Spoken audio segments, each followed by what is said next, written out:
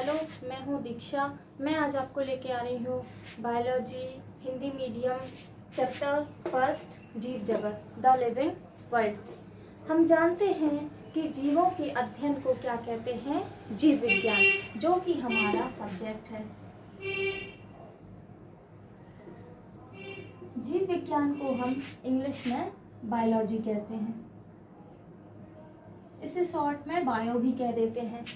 Okay, जीव विज्ञान जो है वो दो शब्दों से मिलकर बना होता है। कौन कौन से?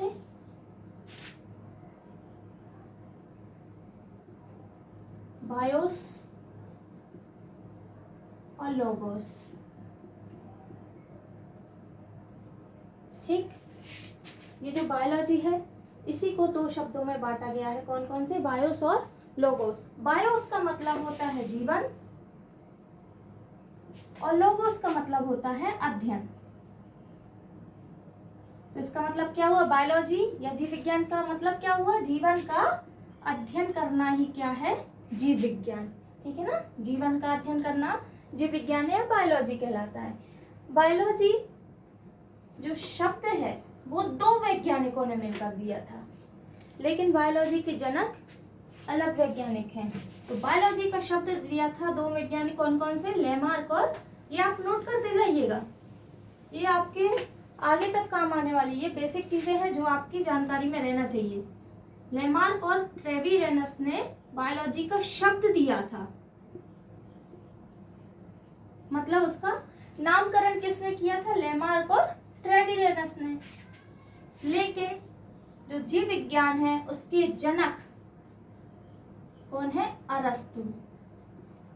ठीक है, और लेमार्क ट्रेविरेनस ने क्या दिया था? बायोलॉजी शब्द दिया था, ये टर्म दिया था। बायोलॉजी की खोज अरस्तु ने की थी, लेकिन नाम किसने दिया था? लेमार्क और ट्रेविरेनस ने। ये आपने नोट कर लिया? ठीक है। हाँ, बायोलॉजी जो है हमारा मेन सब्जेक्ट है, ये मेरा भी फेवरेट सब्जेक्ट है, और इसे आप सरल मत समझिए, इसको आप अच्छे से पढ़िए, क्योंकि ये बहुत ही लेंथी सब्जेक्ट है, इसे आप रट्टा नहीं मार सकते। बायोलॉजी की दो मुख्य शाखाएं होती हैं। कौन कौन सी? जंतु विज्ञान यानी कि जूलॉजी, आपको इंग्लिश टर्म भी पता होना चाहिए, और दूसरा है वनस्पति विज्ञान, मतलब कि बॉटनी। ओके, तो जंतु विज्ञान के पिता वही हैं जिन्होंने जीव विज्ञान की खोज की थी। कौन है? अरस्तु।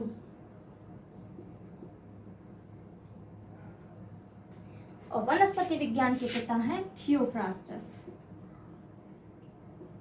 फादर ऑफ बॉटनी कौन है? थियोफ्रास्टस। अब कहेंगे कि जंतु विज्ञान क्या है और वनस्पति विज्ञान क्या है। तो जंतु विज्ञान नाम से शो हो रहा है, जंतु विज्ञान विज्ञान की वह शाखा है जिसके अंतर्गत जंतुओं का अध्ययन करते हैं। विज्ञान की वह शाखा जिसके अंतर्गत किसका अध्ययन करते हैं? जंतुओं का। ठीक है ना, study of animals is called zoology. ठीक है, इसी प्रकार वनस्पति विज्ञान में किसका अध्ययन करते हैं? पेड़ पौधों का। ठीक, पेड़ पौधों का अध्ययन करते हैं। तो जीव विज्ञान की वह शाखा जिसमें जंतुओं का अध्ययन करते हैं वो जंतु विज्ञान कहलाती है, यानी कि जूलॉजी कहलाती है, और जीव विज्ञान की वह शाखा जिसमें पेड़ पौधों का अध्ययन करते हैं वो वनस्पति विज्ञान यानी बॉटनी कहलाती है। जंतु विज्ञान के पिता कौन है? फादर ऑफ जूलॉजी कौन है? अरस्तु। फादर ऑफ बॉटनी यानी वनस्पति विज्ञान के पिता कौन है? थियोफ्रास्टस। ओके, जैसे कि मैंने आपको बताया कि जीवित वस्तुओं के अध्ययन को हम क्या कहते हैं? जीव विज्ञान।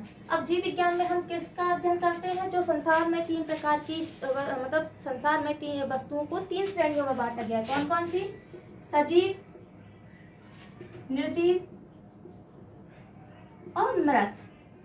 ओके, अब आप कहेंगे कि मृत और निर्जीव हम एक ही कह सकते हैं, क्योंकि निर्जीवों में भी जान नहीं होती, मृत में भी जान नहीं होती, लेकिन ये दोनों अलग अलग होते हैं। कैसे? आइए हम जानते हैं। सजीव वह है जिनमें कोशिकाओं का समूह पाया जाता है। अब कोशिका क्या है? हमारा जो शरीर है वो छोटी छोटी गोलाकार संरचनाओं से मिलकर बना होता है, जिसे क्या कहते हैं? कोशिका। इस तरह से हमारे शरीर में बहुत सारी कोशिकाएं पाई जाती है। पूरा शरीर कोशिकाओं से मिलकर, आगे हम बताएंगे आपको कोशिका की संरचना कैसी दिखाई देती है। तो शरीर होता है जो कोशिकाओं से मिलकर बना होता है, और ये कोशिकाएं हमारे शरीर में जैविक क्रियाओं का संचालन करती हैं। जैविक क्रियाएं मतलब कि जो हम दिन भर में क्रिया करते हैं, पाचन, श्वसन, उत्सर्जन, प्रचलन, प्रजनन, ये सब क्या है? जैविक क्रिया। ये जैविक क्रियाएं सजीवों में पाई जाती हैं। क्यों? क्योंकि इनमें कोशिकाएं पाई जाती है। क्या है? कोशिकाएं यानी सेल। ये कोशिकाएं मिलकर के रासायनिक समूह बनाती हैं, और ये रासायनिक पदार्थ जैविक क्रियाओं के संचालन में सहायता करता है, और ये जैविक क्रियाएं हमारे शरीर को दिन भर कार्यरत बनाती हैं। लेकिन अगर निर्जीव देखें, जैसे ये बोर्ड है, तो क्या इसमें सेल्स होती हैं? ये पेन है, कुर्सी है, टेबल है, कोई भी निर्जीव पदार्थ देख लें आप, तो उसमें ना तो कोशिकाएं होती हैं। अब जब कोशिकाएं ही नहीं होंगी तो जैविक क्रियाएं भी नहीं होंगी, सिंपल सी बात है। तो इसमें जैविक क्रियाएं नहीं होती हैं। लेकिन अगर हम इन दोनों में अंतर देखें, निर्जीव में और मृत में, निर्जीव और मृत को हम एक जैसा नहीं कह सकते। इन दोनों में जान ना होती हुई, ये सजीव ना होती हुई भी बहुत अंतर पाया जाता है। कैसा? क्योंकि निर्जीवों में कोशिकाएं नहीं होती हैं और जैविक क्रियाएं नहीं होती है। लेकिन मृत शरीर में, जैसे अगर हम एक मृत चूहा देखें, तो उसमें क्या होगा? कोशिकाएं पाई जाती हैं। कोशिकाओं का रासायनिक समूह या संगठन मृत शरीर में पाया जाता है, क्योंकि मृत होने के पहले वो जीवित था, यानी सजीव था, तो उसमें कोशिकाएं होंगी। लेकिन वो कोशिकाएं, चूहा या कोई भी सजीव है, उसके मृत होने के बाद ये कोशिकाएं काम करना बंद कर देंगी, जिससे उसमें जैविक क्रियाएं भी बंद हो गई। जैविक क्रिया मतलब अब भी मैंने बताया कि प्रचलन, श्वसन, उत्सर्जन, पाचन, ये सब क्या है? जैविक क्रियाएं हैं। ठीक है ना? जैविक क्रियाओं को चलाने के लिए हमें ऊर्जा की आवश्यकता होती है, ये मैं आपको बाद में बताऊंगी। तो मृत में क्या होगा? कोशिकाओं का समूह होता है, और निर्जीवों में कोशिकाओं का समूह नहीं होता है। ठीक है ना? इसलिए निर्जीव पदार्थ अलग होते हैं, और मृत निर्जीवों से बहुत तरह से भिन्न होते हैं। और लेकिन इनमें ये मृत और सजीव में भी बहुत अंतर पाया जाता है। इनमें जैविक क्रियाएं होती हैं और इनमें जैविक क्रियाएं टोटली बंद हो जाती हैं, इसलिए हम उसे क्या कहते हैं? मृत कहते हैं। अब हम आगे देखते हैं सजीव और निर्जीव में अंतर, जो कि आपका क्वेश्चन बनता है। ठीक है ना? तो इनमें पहला अंतर है कोशिकीय संरचना एवं जीव द्रव्य। इसको आप साथ साथ में नोट करते जाइए या फिर स्क्रीनशॉट लेते जाइए। जीव द्रव्य जैसे हम कोशिका द्रव्य ही कहते हैं। अभी मैंने आपको बताया था कि हमारा जो शरीर होता है वो कोशिका से मिलकर बना होता है। ठीक है ना? हमारे शरीर में कई कोशिकाएं होती है, ये लेकिन मैं एक कोशिका बना रही हूँ, ये है एक हमारी कोशिका। ठीक, कोशिका के बीचों बीच पाया जाता है केंद्रक। ये है कोशिका की झिल्ली, जिसे कहते हैं कोशिका झिल्ली। कोशिका झिल्ली और केंद्रक के बीच में गाढ़ा रंगीन तरल पदार्थ पाया जाता है, भरा होता है, जिसे जीव द्रव्य या कोशिका द्रव्य कहते हैं। इसको आपको कॉपी में बनाना है, ये चित्र आप बना लीजिए। ओके, तो क्या होता है? सजीवों का शरीर इस तरह की कई कोशिकाओं से मिलकर बना होता है। ठीक है ना? और कोशिका के अंदर पाया जाता है कोशिका द्रव्य। ये कोशिका द्रव्य क्या होता है? जीवन का आधार। हमारे जीवन का आधार ही क्या है? कोशिका द्रव्य। ये लाइन जो है, जीवन का आधार होता है कोशिका द्रव्य, ये वैज्ञानिक हक्सले ने बताया था। किसने? हक्सले ने। वैज्ञानिक हक्सले ने ये कहा था कि जो कोशिका द्रव्य होता है वो हमारे जीवन का आधार होता है। चलिए ठीक है, तो सजीवों का शरीर क्या होता है? कोशिकाओं से मिलकर बना होता है। ये कोशिकाएं सजीवों में पाई जाती है, लेकिन ये निर्जीवों में इस तरह की कोई भी संरचना आपको नहीं मिलेगी। अगला अंतर है वृद्धि। सजीवों में क्या होता है? भार, आयतन, इन सब में क्या होता है, समय के साथ, उम्र बढ़ने के साथ साथ इसमें परिवर्तन होता है, जिसे हम क्या कहते हैं, वृद्धि, और जो कि निर्जीवों में नहीं पाई जाती है। ठीक, अगला अंतर है आकार। तो सजीवों का आकार क्या होता है, निश्चित, लेकिन निर्जीवों का आकार क्या होता है, निश्चित नहीं होता है। इसे हम अपने अनुसार दूसरे रूप में परिवर्तित कर लेते हैं। ठीक, प्रजनन। सजीवों में क्या एक गुण पाया जाता है जिसे हम कहते हैं प्रजनन, और ये प्रजनन वही गुण है जिसके द्वारा सजीव अपने समान संतान उत्पन्न करते हैं, या संतति, अपने समान संतति उत्पन्न करना प्रजनन कहलाता है। ठीक, या जनन कहलाता है, जो कि निर्जीवों में नहीं पाया जाता। क्या ये इस पेन के द्वारा दूसरा पेन बन जाएगा, ये अपना डुप्लीकेट बना सकता है, नहीं बना सकता है, ठीक है ना। लेकिन जो सजीव होते हैं, नर और मादा मिलकर के क्या करते हैं, अपने समान संतान उत्पन्न करते हैं, यही गुण कहलाता है प्रजनन, जो कि सजीवों में पाया जाता है, निर्जीवों में नहीं पाया जाता है। ये नोट कर। अगला अंतर है गति। सजीवों में गति या मूवमेंट पाया जाता है, मतलब वो अपनी मर्जी से कहीं भी आ जा सकते हैं, ठीक है ना। तो सजीवों में क्या पाया जाता है, गति की क्रिया पाई जाती है। लेकिन निर्जीवों में गति या मूवमेंट नहीं होती, जब तक हम उसे अपनी मर्जी से ना खिसकाएं। हम जब चाहेंगे तब इस पेन को यहाँ से यहाँ रख सकते हैं या बोर्ड पे चला सकते हैं, लेकिन ये अपने आप तो नहीं चलेगा, ठीक है ना। तो गति में, निर्जीवों में गति नहीं पाई जाती है, सजीवों में गति पाई जाती है। अगला है पोषण। ये तो सभी को पता होगा कि सजीव भोजन करते हैं और निर्जीव भोजन नहीं करते हैं। तो होता क्या है, सजीव अपनी जैविक क्रियाओं, मतलब जो दिनचर्या है, रोजमर्रा की क्रिया है, उनको चलाने के लिए क्या करता है, पोषण करता है, यानी कि भोजन ग्रहण करता है, और उससे क्या प्राप्त करता है, ऊर्जा। और इसी ऊर्जा प्राप्त करने की क्रिया को कहते हैं पोषण, जो सजीवों में पाई जाती है, और यह क्रिया निर्जीवों में नहीं पाई जाती है। अगला है संवेदनशीलता या उत्तेजनशीलता, ठीक है ना, या उत्तेजनशीलता, ठीक है ना। अब मैं लिखने रही हूँ। तो संवेदनशीलता क्या होती है, वातावरण में जो परिवर्तन होता है, जैसे कि अभी क्या चल रही है, गर्मी, अब बरसात, फिर ठंड, जैसे वातावरण में मौसम का परिवर्तन होता है, उस परिवर्तन को अनुभव करना यानी कि फील करना क्या कहलाता है, संवेदनशीलता। वातावरण में जो परिवर्तन होता है उसको अनुभव करना क्या कहलाता है, संवेदनशीलता। ठीक, जो सजीवों में पाया जाता है, लेकिन निर्जीवों में यह गुण नहीं पाए जाते। इसी तरह हम देखते हैं, अगला अंतर होता है अनुकूलन।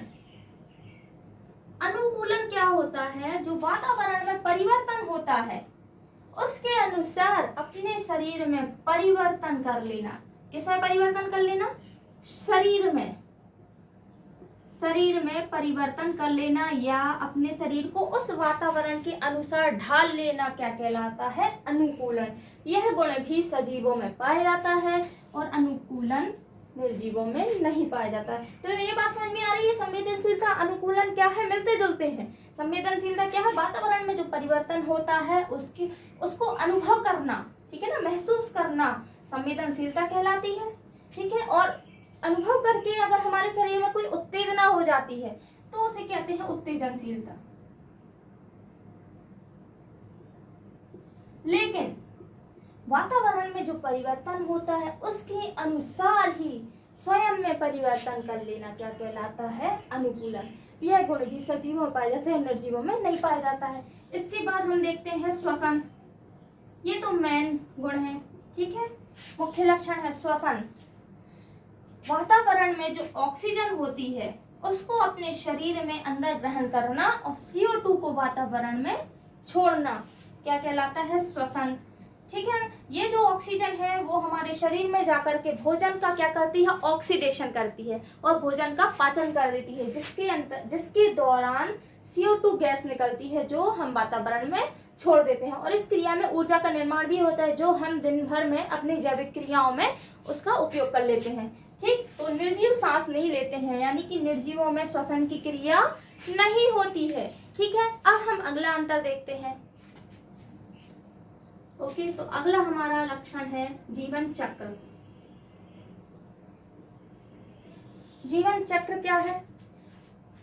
प्रत्येक जीव की जितनी भी जीवन है उसका एक चक्र होता है, जन्म से लेकर मृत्यु तक। तो सबसे पहले होता है जन्म, फिर वृद्धि,